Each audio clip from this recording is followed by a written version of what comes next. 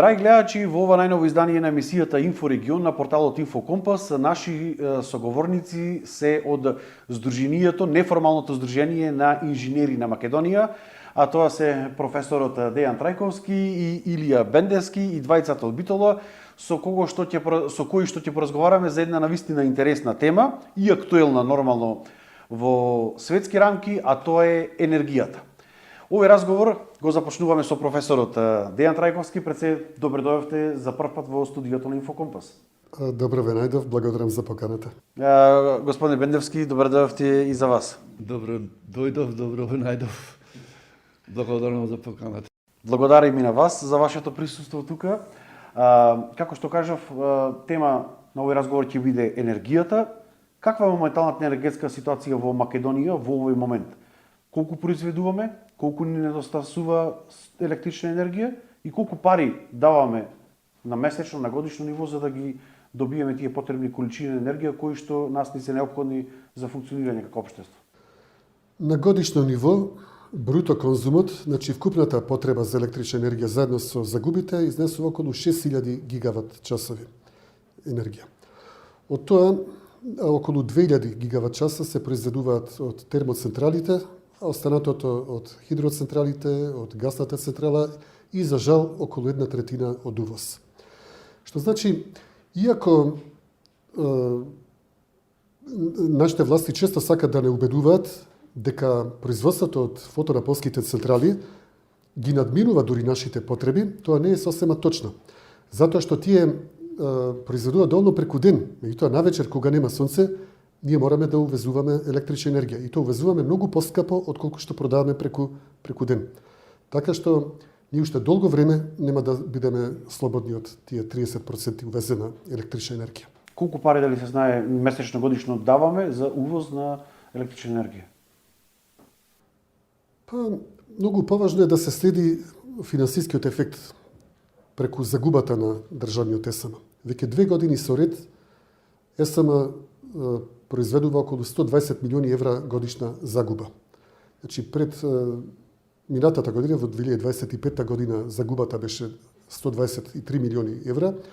Ова година до септември беше 90 милиони, меѓутоа до крајот на годината, ќе видиме според финансиските извештаи во март, сигурно ќе надмине нови 120 милиони евра загуба. Тоа многу лесно се проверува. Значи, државниот ЕСМ има производна цена од околу 120 евра по мегават час, додека мора да ја продава по цена за само 65 евра. Значи, на секој мегават час продадена енергија, тие се во загуба 60 евра. Ако се помножи тоа по 2000 гигават часа годишно, тоа доаѓа точно толку 120 милиони евра загуба. Господине Бендевски, како држава, како се доведовме до една ваква ситуација? 1/3 од потребите за енергија да ги увезуваме и да имаме 120 милиони евра загуба еве во државниот ЕСМ? Според мене, како се води политиката во енергетиката, не гледам дека нешто ќе се смени во иднина и дека ќе оди на подобро.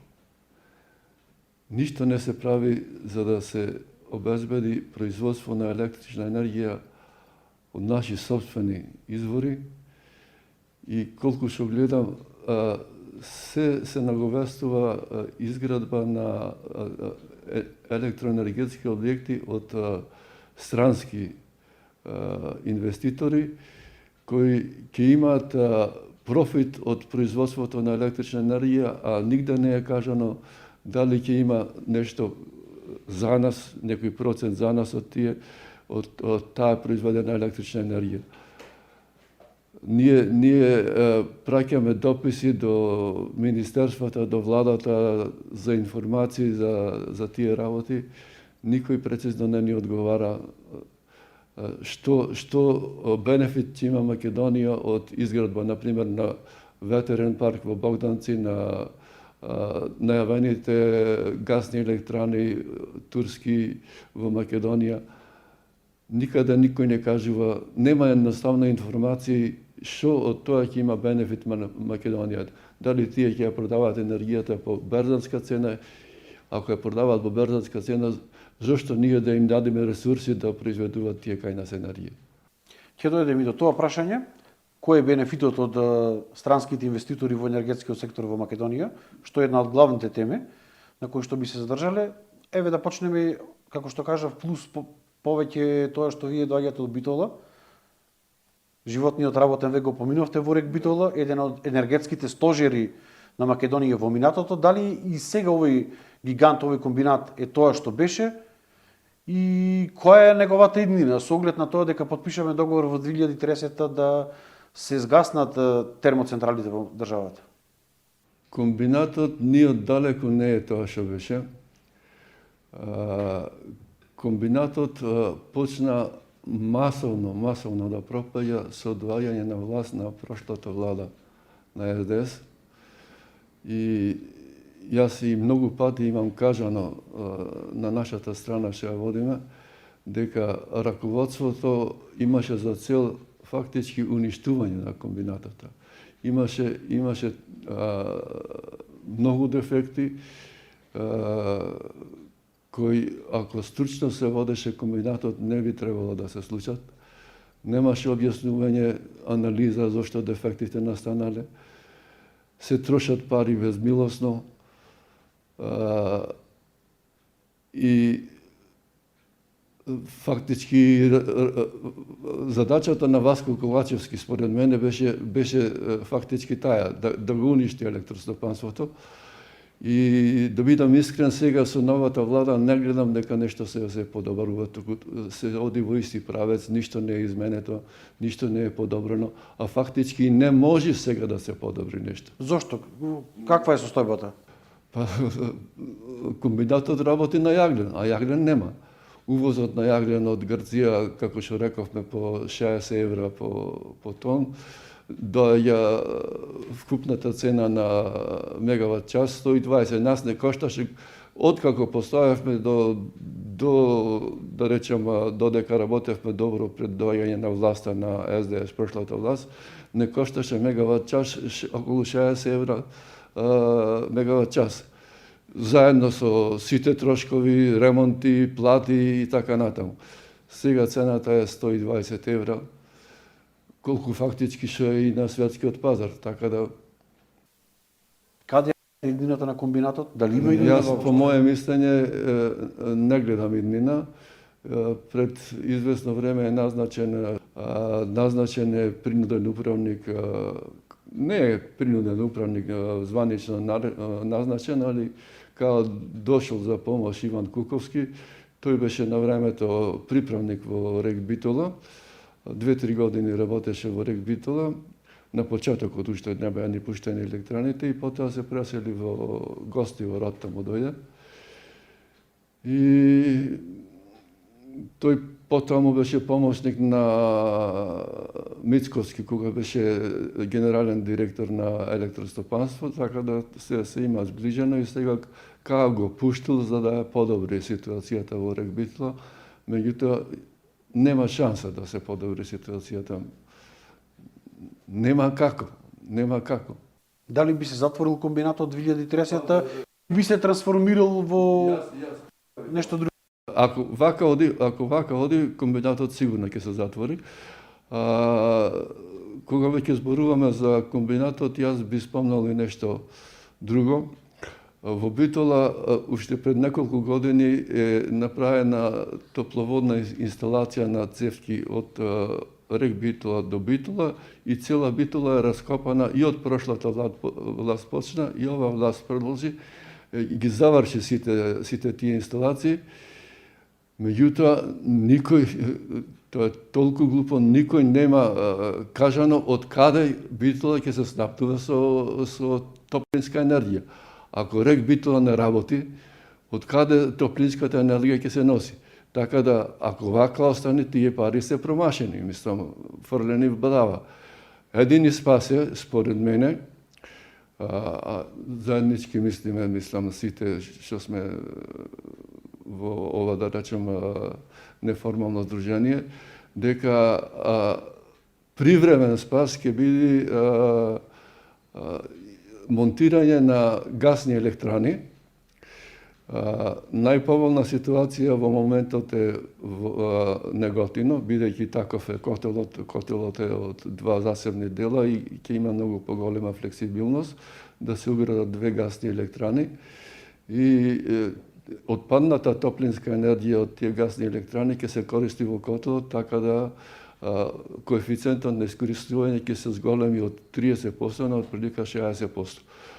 А за Битола, за да не биде бадава ова цела топловодна мрежа што е изградена, мора исто да се изградат газни електрани во склоп две газни електрани од отприлика 250 мегавати, кои во комбинација со еден постоечки блок би давале отприлика 750 мегавати снага, што ќе биде за Македонија повеќе од супер, да речем. Сега прашање е каква ќе биде цената на гасот. Со предпоставена цена на гасот од 40 или по-ниска вредност по мегават час, тие електрани сигурно ќе се исплатат и не треба никако да се дават на страни инвеститори. Колку години би се граделе тие? Дали има пресметано тие гасни централи? Мислиме дека за 2 до 2,5 години би се направиле електраните. Зборуваме за Неготино и за да, секоја. Колку се планира, колку може има на ниво на држава според вас, колку би требало да има такви гасни централи? Па ако сакаме убаво да работиме, најмалку 2. Сега, пак ќе речем, моментално гасот е околу 500 евра, меѓутоа, ние разговаравме, нормална цена на гасот години уназад по мегават час би требало да беше околу 3-40 евра, така да е. А со таа цена богато ќе не се исплатат тие гасни електрани. Ако дозволите се надоврзем, во светот постојат специализирани компании кои се занимаваат со релокација, интеграција на користени гасни централи со парни блокови, исто така од постоечки централи. Дури нудат таква една интеграција за само 12 до 18 месеци. Тоа е многу краток рок, меѓутоа да не заборавиме дека се работи за веќе изградени централи, не се работи за изградба од нула за гринфилд инвестиција. Значи, не се работи за проектирање на нова централа и граѓа. Тоа би траело 7 години. Но вака обична релокација би требала само 12 до 18 месеци и бидејќи се работи за многу ниска цена на истите. Сега моментално во светот масовно ги напуштат бидејќи се преминува на обновливи извори на енергија. Може да се набават такви ефтини централи за многу малку пари и нашите пресметки кажуваат дека за помалку од 100 милиони евра ние би можеле да ја оспособиме централата во Неготино за моќност од 540 мегавати. И таа би се исплатила за само околу 2 години. Значи не мора да чекаме ни до 2050 година да се исплати. Додека ако дојдат на пример турците и ако градат тие нова централа, таа не може да се исплати до 2050 година. А 2050 година е рокот кога треба светот да се ослободи дури и од гасот како фосилно гориво, не само од јагленот. Значи, но тоа би било само едно привремено и преодно решение. Трајното решение е целосен премин на обновливи извори на енергија. И на тоа треба паралелно да работиме со гасните централи. Кога сме кај обновливите извори, пред неколку денови се одржа и самитот во Давос, каде што беше и нашата делегација од Македонија предводена од премиерот, каде што повторно на маста се ставија и се вратија оние проекти што ние можеби малку на шала ги викаме изборни проекти, затоа што на секој избори само се спомнуваат, за жал и потоа како да се заборава на нив, а тоа се Чепрен, Галиште и Бошков мост. Но сепак она што паѓа во очи е дека дали нив ќе ги гради државата или ќе ги гради некој странски инвеститор, односно ќе им ги дадеме тие ресурси на странските инвеститори. Вие како Сдружение на инженери ја поддржавте оваа идеја, но сепак останувате на ставот, значи тие да бидат пред се во државна сопственост. Така е. Ние примаме спротивставени сигнали од нашите власти. Од една страна, министерката најавува дека државата ќе гради своји централи. Значи, поминало времето на пасивност, сега решиле да завртат нов лист и да градат своји централи. Но од друга страна, слушаме спротивставена вест од Давос дека таму ќе се бара повторно приватни и странски инвеститори за тие централи. Ние јасно и гласно дадовме поддршка за изградба на Чебрен, Галиште и Бошков мост. Меѓутоа, исклучиво ако тоа го прави државата, без никакво давање на странски инвеститори. Доколку им се даде тоа на странските инвеститори, тоа национално богатство? Ништо не добиваме. Зошто би го правеле тоа? Зошто би се лишувале ни од националното богатство само заради странски приватни инвеститори? Ќе речат, добиваме на тој начин енергетска независност. Но каква е тоа независност? Тоа исто како да купувате берза на струја. Тоа зошто да ја купиме ние таа струја на берза и да го ставиме на мира и Чебрен и Галиште, така? Значи, нема како граѓани да добиваме ниту цент помалку во сметката на електрична енергија. Па нема да добиеме во било која варијанта. Дури државата да ги гради, обновливите извори се скапа работа и моментално сега цената на струјата е заштитена, под цена, субвенционирана е. Ние ако сакаме да имаме одржливи извори, сепак цената на струјата ќе мора сакале или инаќе да оди нагоре. Меѓутоа, ако се прави тоа професионално, значи без непотребни трошоци, тој раст и со минимизирање на профитот на државата, ние можеме да постигнеме цена малку над сегашната од 65 евра, но 80-90 евра е остварлива дури, но при тоа би се отплатувале ануитетите за обновливите извори. Предноста помеѓу тоа Чебрен, Галиште и Бошков мост да ги поседува државата, наспроти странскиот инвеститор, а рековте претходно дека цената за граѓаните ќе биде иста. Па немерлива е разликата, пред се фискалните ефекти. Ако ги дадеме на странци, државата само губи, освен даноците, но тоа е капка во море на добивката. Додека ако државата ги истопанисува, нето добивката од работењето би се слевала во буџетот. Значи не само даноците, и даноците секако, и тоа и нето добивката би останувала. За толку би можело да се намали задолжувањето на државата, за толку би се намалил буџетскиот дефицит. Значи наместо да создаваме нов буџетски дефицит, ние би намалувале од него. Наместо да имаме ново задолжување непродуктивно, ние би имале продуктивно, но тоа би се отплаќало од добивката на работењето. Зошто до сега не беа изградени Чебрен и Галиште, се најуваат со децении, не со години наназад. И дали се поврзани изградбата на Чебрен заедно со Галиште, дали може да функционираат една без друга, и зборуваме и за уште една трета, а тоа е Бошков мост. Односно, дали е реална нивната изградба во скоро време? Значи, се е можно и би требало државата да гради. Требало и досега да гради. Но досега ние го имавме рек, не беше толку критично снабдувањето со електрична енергија. Но сега, кога се наближува веќе згаснувањето на рек, сега веќе прашањето на енергетската сувереност се заострува и ние сакале некеле ќе мораме да градиме. Сега, дали Чебрен сам или пак заедно со Галиште? Студијата за Вардарска долина, меѓу другото, се занимаваше и со Црна река, односно со Чебрен, Галиште и Скочивир. Според француските стручњаци од државната компанија EDF, кои работеа заеднички со нашите инженери, тие дадоа едно оптимално решение, според кое би требало да се изгради најпрво Галиште, тоа е последната акумулација пред Тиквеш, потоа да биде следено узводно со Чебрен и конечно една мала акумулација Скочивир, која воглавно би била за водоснабдување, односно наводнување на Долна Пелагонија. Меѓутоа, ние бевме непријатно изненадени што претходната власт распиша тендер само за Галиште со една мала помошна акумулација Орлов камен. Со тоа бија упропастиле конкурс за Чебрен со една мала помошна акумулација низводно Орлов камен. Додека со тоа бија упропастиле Галиште. Значи, начинот, вистинскиот начин би бил изградба прво на Галиште, потоа Чебрен и конечно Скочивир. И тоа не со високи брани од 190 метри, бидејќи тоа е спротивно на европските закони за води, туку сите брани да бидат од 100 до 130 метри. Во тој случај дури би можело и Чебрен да се направи како реверзибилна хидроцентрала и би имала многу поголем капацитет отколку со Орлов камен како долна акумулација. Вака целата работа е завртена однопаку. Во светот секогаш реверзибилните централи имат голем долен резервар, а мал горен, додека во случајот со Чебрен би имале една гигантска горна акумулација и една минимална долна акумулација. 15 милиони требаше да биде долната акумулација. Да, тоа е ништо, значи ние со Орлов камен како долна акумулација би имале капацитет од само 3 гигават часа за складирање.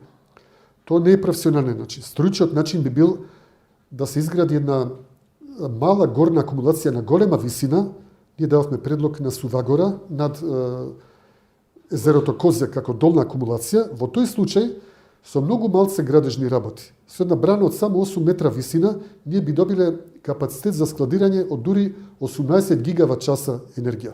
И со тоа комплетно би ги задоволиле потребите за складирање на енергија од сите обновливи извори. Значи, Македонија би можела целосно да работи на обновливи извори. Со ветер, со изградба на таа централа како складирање. Значи, тоаш неограничено би можеле ние да градиме сончеви, ветерни и акумулациони хидроцентрали.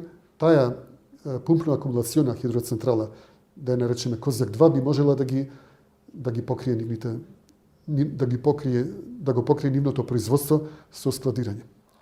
Додека вака тоа само парцијално решение би било со практично енергијата од сите фотоволтаици и и паркови ветерни на ветар би се складирале во таа хидроцентрала. Така е. Колку чини незината изградба? Па, ако сметаме со 1 гигават моќност и со 18 гигават часа, би коштало околу 1 милиарда евра. И тоа е, велиме, 5 пати поголем капацитет за складирање отколку Чебрен. Значи, многу поефикасна е, финансиски поефикасна во однос на Чебрен. Дали досега се размислувало на оваа тематика за оваа баш? Како не, значи тим од Машинскиот и електрофакултетот уште во 80-тите години од минатиот век имале направено студија. Тие лоцирале 8 такви потенцијални локации во Македонија, меѓу кои и ова над езерото Козјак. И тоа никогаш никој од политичарите не го разгледал. Тоа останало да собира прашина. Дури интересно е што денеска во ЕСАМ и не знаат за таа студија. Да, фактички не знаат, игнорираат фактички. Сите овие информации што ги пласираме, ние ги игнорираат. Зошто се случува тоа? Што да речем зашто се случило? Па зошто јас ќе одговорам. Затоа што кај нас прво се носи политичка одлука, па потоа се прават физибилити студии. Наместо обратно, прво да се направат физибилити студии, па врз основа на таа студија за исплатливост да се носат политички одлуки. Како здружение сте им ја представиле ова идеја на некој од владите досега? Како не? Мислам, ние преку медиумите тоа го изнесуваме, меѓутоа наидуваме на целосно игнорирање. Имаме само политички одлуки без никакви технички, техноекономски анализи. Иначе, ку се знае како оди редот. Прво се започнува со идеен проект, па предфизибилити студија, на 2-3 страни, не мора да биде тоа многу, значи да се види дали е исплатливо или не, одиме понатаму или не одиме. Потоа се прави целосна физибилити студија, па главен изведбен проект, па 5 чекор е обезбедувана финансирање, па понатаму имплементација, па пуштање во работа, испитување по пуштање, значи вкупно има 9 чекори во тие инвестицијски проекти. Но кај нас гледате, например, со брзата пруга, директно се оди на 5-тиот чекор на барање финансирање без никакви претходно чекори. Ни физибилити, ни предфизибилити, ни сега зборуваме за Вардарска долина. Да, но секаде истото, истиот образец го забележуваме секаде. Политичка одлука без физибилити студија. Ке се навратиме на брзата пруга, господине Вендевски, Чебрен Галиште или Вардарска долина? Уште малку да дода, двете. Фактички ние нашата активност ја почнавме со противење на тендерот Чебрен и Галиште да им се даде на грците. Тоа масовно почнавме да реагираме, медиумите на широко не пренесуваја. И не знам дали ради нашето влијание или ради нешто друго, ипак тој тендер пропадна, се откажа како грците, или која е вистината, не знам да кажам. Меѓутоа, за Чебрен и Галиште ние и побаравме од владата да се оформи група која ќе направи анализа каков Чебрен и Галиште ќе би бил најкористен за Македонија. Тој постоечкиот што беше со висока брана од 192 метра, во тој договор требаше да им се даде колку 7 години требаше да им се даде на тиквеш на користење. Не, 70 години. 70 години? Да. Што фактички беше, мислам, неразумна работа. Сега, се оформи група од стручњаци и професори за Чебрен и Гадиште. Ние покушававме да дознаеме што имат тие, каква одлука имат донесено. Официјално немат ништо изјавено. Од луѓе натре од групата дознаваме дека ипак се одлучиле за висока брана од 192 метра, што според нас е неиздржано решение. Испротивно на европските закони за води, конечно. Неиздржано решение. Што се однесува за Бошков мост, што рековте, Бошков мост не е во Весло, Бошков мост е кај Девар и посебна електрана, помеѓу Девар и Охрите таа електрана. Таа е со мала брана, околу 30 месечини метра, и ќе биде многу исплатливо според мене, и требаше до сега да се изгради, али ете еколозите го спречија тоа сега, дали ќе се тоа обнови тој проект, не знам што да речам. А за Вардарска долина, јас викам, пругата мора одма да се тргне. Каква и да биде пруга, да се тргне и да се направи Вардарска долина. Тоа е голем бенефит за Македонија. И тој е деценески проект. Зошто до сега не е направен? Дали многу кошта, дали не би се вратиле парите? Имаме лоши влади. Ево така, поспоред мене, сега може грубо ќе види.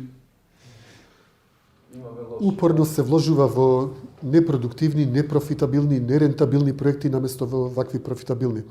Порано им се гледало многу да вложат 1,3 милиарди евра во Вардарска долина, која би се исплатила за 10 години без пругата, додека со заобиколување на 79 км пруга би достигнало 1,5 милиарда и би се исплатила за околу 13,5 години.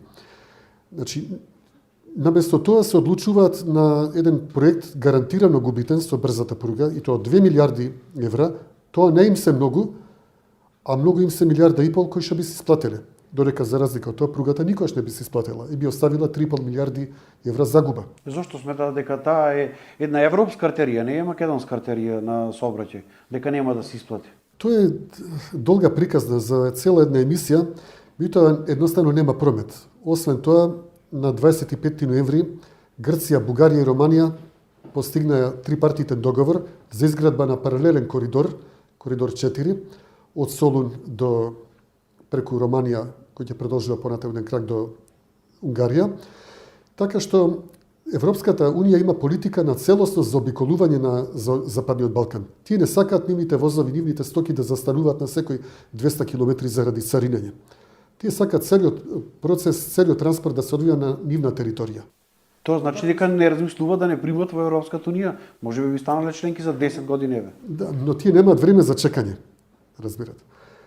Од друга страна, иако нашиот коридор е можеби пократок, за 100 километри е пократок од Солун до Будимпешта, меѓутоа тие не размислуваат на тој начин. Ова е политичка одлука. Тие не сакаат да застануваат на граници, разбирате.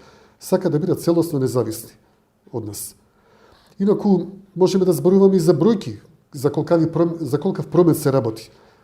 Велам, тоа барам малце по-големо елаборирање, меѓутоа докажено дека освен 2 милиони, во најдобар случај 2 милиони евра годишно добивка, не може да се отплаќа ануитет од 200 милиони евра за брзата пруга. Значи, тоа е чиста загуба. И тоа најдобро да се откажат од таа замисла што побрзо и парите да ги пренасочат во овие исплатливи, брзо повратни инвестиции од енергетиката. Пред се Вардарска долина. Тоа е мајката на сите проекти. За колку време би се изградила Вардарска долина и за колку време би се вратиле парите? И колку би чинела? Вардарска долина може да се изгради за 5 до 6 години. Не мора да се гради контурина дел по дел. Така е, така е. Во секој случај прво би се изградиле големите акумулации Велес и Градец, а потоа оние помалите акумулации за проточните централи, тие се многу пониски, помали, тие за многу пократко време се градат. И како што реков, би се вратила инвестицијата дури и со земање предвид на изместувањето на пругата за околу 13,5 години. Значи 78 километри колосек треба да се изместат од сегашната Вардарска долина. Практично да се крени коловозот над езерото? Да се крени. И тоа би се исплатело од самата Вардарска долина, од струјата би се исплатело. Значи без никакви други дополнителни кредити. Но со еден колосек, не со два. Со еден колосек до 120 км на час, што е сосема доволно. Затоа што и во Србија нема никакви планови за изградба на двоколосечна брза пруга низ Грделичка клисура. Која е тогаш смислата ние да градиме два колосеци до 160 км на сат, ако таа треба да заврши во тесно грло во Табановце и Прешево, пак на еден колосек со 120 км на час. Значи нема никаква логика. Настрана економската неисплатливост. Моменталната ситуација на Македонија ја представивме. Дали сакате нешто да додадете во однос на гасните централи, соларни, ветерни? Ме прашавте зошто досега не е направено нешто во корист на Македонија. И ви реков, имавме лоши влади. Ќе додадам уште нешто. Исто како што се гради куќа од оџакот, па после темелите со топлификацијата на Битола, се направи цела мрежа, а нема од каде топлина се да донеси. Огромна грешка е направена во електростопанството од 2012 година. Тогаш имаше шанса Македонија добро да се закрпи. Се направи модернизација на блоковите, се изменува дел од котлите, се изменија турбините, се обновија генераторите и се инвестира околу 120 милиони евра, при тоа знаејќи дека јаглен ќе нема. Што да речам?